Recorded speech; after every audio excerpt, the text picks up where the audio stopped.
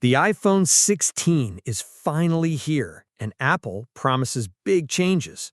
But with prices climbing and competition heating up, should you actually spend your hard-earned cash on it in 2025?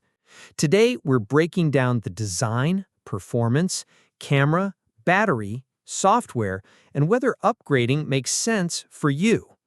At first glance, the iPhone 16 looks very familiar.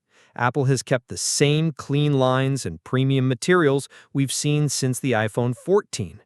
We do get slightly thinner bezels, new titanium finish on the Pro models, and fresh colors like deep blue and sunset gold. It's still IP68 water and dust resistant, so you can spill coffee on it without panic. But if you already have an iPhone 15, the design alone won't blow you away. The Super Retina XDR display now hits 2000 nits peak brightness outdoors, which is a huge plus if you live in sunny areas.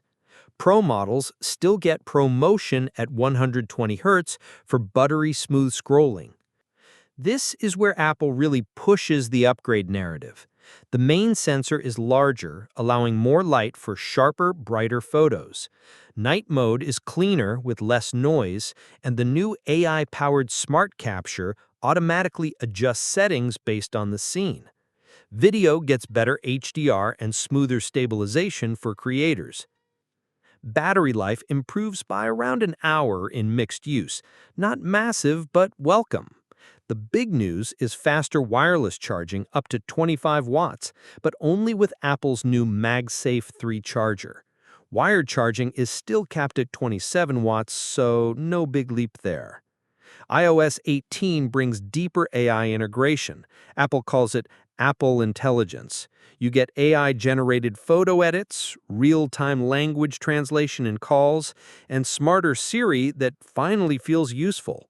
But remember, many of these features are also rolling out to the iPhone 15. The standard iPhone 16 starts at $999, Pro at $1,199, and Pro Max at $1,399. Trade-in deals help, but you're still paying flagship prices. If you're on an iPhone 13 or older, this is a big jump in speed, camera, and battery. If you have an iPhone 14 or 15, it's more of an incremental update. So, should you buy the iPhone 16 in 2025? If you're a content creator, love mobile gaming, or have an older iPhone, it's a fantastic upgrade. But if your current phone is a 14 or 15, you might be better off waiting for the iPhone 17 or at least until the 16 drops in price. What do you think? Is the iPhone 16 a must-buy or just another minor refresh?